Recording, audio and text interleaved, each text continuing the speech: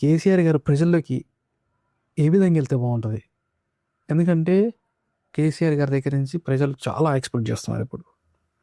So ఆయన ప్రజలకి దగ్గర అవ్వాల్సిన పరిస్థితి ఉంది. ఆయన ఏ విధంగా వెళ్తే బాగుంటుంది అంటారు? అవును.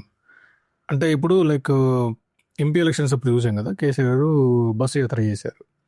మొత్తం ఆల్మోస్ట్ అన్ని కాన్స్టిట్యున్సీలు తిరిగేసి వచ్చేసారు. ఇప్పట్లో మళ్ళీ ఆయన పబ్లిక్లోకి వెళ్తారా అనేసి అంటే డౌటే.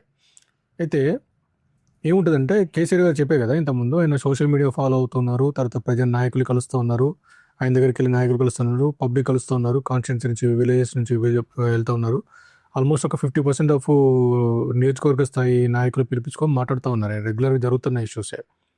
ఇప్పుడు నేను అనుకోవడం బహుశా ఈ 25th అంటే సిల్వర్ జూబ్లీ 25th యానివర్సరీ చేసుకున్నప్పుడు ఒక పెద్ద బహిరంగ సభ పెడితే, ఒక 5 లక్షల నుంచి 7 లక్షలు 10 లక్షల మందిని ఒక పెద్ద బహిరంగ సభ పెడితే, పార్టీ కార్యకర్తలు, ప్రజలు, ఇక మీడియా జనరల్గా ఇవన్నీ ఉండేవి ఎట్లా ఉంటాయి కాబట్టి అందరికీ కనుక ఆయన ఒక సందేశం ఇచ్చే పరిస్థితి అయితే ఉంటుంది. దీంట్లో 2-3 ఇష్యూస్ కాన్సన్ట్రేట్ చేస్తారని అనుకుంటున్నాను. ఒకటి, ప్రభుత్వ పరంగా జరిగేటువంటి తప్పులు ఇప్పుడు వచ్చినాక ప్రభుత్వం తర్వాత రైతులకు ఏదైతే నష్టం జరుగుతుందో అది ఒకటి. ఇరిగేషన్ ప్రాజెక్ట్స్లో ఎక్కడైతే మనకి మేడిగడ్డ ప్రాజెక్ట్కి వాటర్ బ్యారేజ్లు ఆఫ్ చేయడము, స్టాక్ చేయకపోవడం, లిఫ్ట్ చేయకపోవడం వల్ల జరుగుతున్నటువంటి ఈరోజున గ్రౌండ్ వాటర్ తగ్గిపోయినాయి.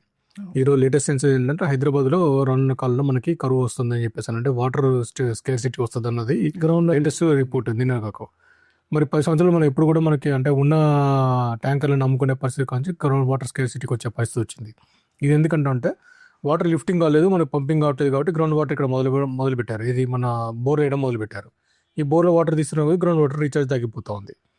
సో ఈ పరిస్థితులన్నీ వారికి అవగాహన ఉంటుంది. అంటే ఇరిగేషన్ పరంగా కానివ్వండి, పవర్ సప్లై పరంగా కానివ్వండి, రైతుల పరంగా కానివ్వండి, కొంచెం మనకి ఇప్పుడు మిర్చి రేట్లు వీటిలో డిఫరెన్స్ ఉన్నాయి, రైతులకు డబ్బులు ఇస్తామని అన్నారు, అది రాలేదు.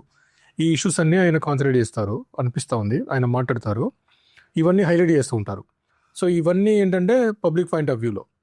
పొలిటికల్ పాయింట్ ఆఫ్ వ్యూలో కేసీఆర్ గారిని కానివ్వండి వ్యక్తిగతంగా దూషిస్తున్నారు, కేటీఆర్ గారిని, హరీష్ రావు గారిని వ్యక్తిగతంగా దూషిస్తున్నారు, కవిత గారిని ఆల్రెడీ దూషించారు, పార్టీలో ఉన్న నాయకులు చాలామంది వ్యక్తిగతంగా దూషిస్తూ ఉన్నారు. సో వీళ్ళందరూ ఇండివిజువల్ కౌంటర్ ఇస్తున్నారు. ఆయన కేసీఆర్ గారు తన స్టైల్ ఆఫ్ చమత్కారంతో, తన స్టైల్ ఆఫ్ వాగ్దాటితో వీటన్నిటికంటే ఈ దూషణలన్నిటికీ ఖచ్చితంగా కౌంటర్ ఇస్తారని చెప్పి ఒకటి అనిపిస్తూ ఉంది.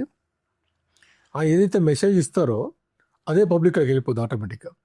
తర్వాత ప్రజలు మనం ఇంతకుముందు అనుకున్నట్టు ఇప్పుడు ఆప్షన్ అయితే లేదు. ఒక 3 సంవత్సరాల దాకా అయితే మనకి వాళ్ళు గవర్నమెంట్ ఉంటుందా లేదన్నది వేరే విషయం. ఎందుకంటే ఒకసారి ఎన్నుకున్నామంటే 5 years అయితే గవర్నమెంట్ ఉంటుంది. దీనిలో స్పెక్యులేషన్ ఏంటంటే ఈ 10 మంది రిజైన్ చేసే వాళ్ళకి, అంటే 10 మంది డిఫెక్షన్ ఎవరైతే ఉన్నారో వాళ్ళకి వాళ్ళ పదవులు పోతాయి, బై ఎలక్షన్ వస్తుందేమో అన్నది ఒక పాయింట్ ఉంది. ఆ బై ఎలక్షన్ కనుక వచ్చే పరిస్థితులలో ఆల్రెడీ ఒక 10-15 మంది ఎమ్మెల్యేస్ కాంటాక్ట్లో ఉన్నారు అని చెప్పి ఒక స్పెక్యులేషన్ నడుస్తూ ఉంది. వాళ్ళు కూడా నిజంగా ఈయన కాంటాక్ట్లోకి వెళ్ళేది ఉంటే ఒక 20-25 మంది పోతే ఉప ఎన్నికలు వచ్చే పరిస్థితి ఉంటుంది. మీరు అనుకున్నట్టు మనం అనుకుంటున్నట్టు ఒకవేళ ఆ పరిస్థితి వస్తే ఆ 25 మంది ఖచ్చితంగా గెలిస్తే వీళ్ళకున్న 20 సీట్లు మళ్ళొక 20 సీట్లు జమ అయితే 40 సీట్లు, ఎంఐఎం 10 సీట్లు ఉన్నాయి కాబట్టి 50 సపోర్ట్ ఇస్తే 50-60 సీట్లు వస్తే ప్రభుత్వం మారుతుందా అన్నది ఇది ఒక పెద్ద క్వశ్చన్. ఇది అది జరగవచ్చు, జరగకపోవచ్చు, ఇవన్నీ ఊహజనితాలు. అంటే ఇవన్నీ స్పెక్యులేషన్ జరుగుతుంది.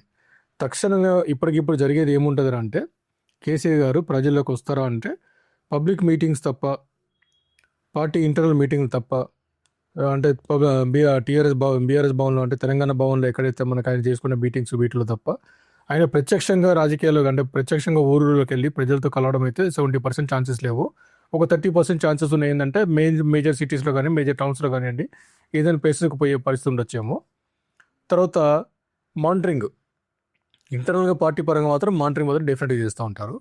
ఇవన్నీ మనకి ఎప్పుడు ఏముంటాయంటే April 27th రోజున మనకి నెక్స్ట్ జరిగే సిల్వర్ జూబ్లీ సెలబ్రేషన్ జరుగుతున్నప్పుడు, ఇంటర్నల్ పార్టీ మీటింగ్ జరిగినప్పుడు కానివ్వండి, లేకపోతే కార్యవర్గ సమావేశం జరిగినప్పుడు మనకు తెలిసిన వాళ్ళతో మాట్లాడుతుంటాం కాబట్టి ఏం జరిగింది, ఎట్లా జరుగుతుంది తెలిస్తే దాన్ని బట్టి చూద్దాం. మరి ఫర్దర్గా బీఆర్ఎస్ స్ట్రెంతన్ అవుతుందా, బీజేపీ స్ట్రెంతన్ అవుతుందా, కాంగ్రెస్ వీక్ అవుతుందా, ఇప్పుడు ఆల్రెడీ ఉన్న వీక్ నుంచి ఏమైనా మళ్ళీ పాజిటివ్గా స్ట్రెంత్ అవుతుందా అన్నది ఈ తర్వాత అప్పుడు వచ్చే తీసుకునే డెసిషన్స్ బట్టి వాటిని బట్టి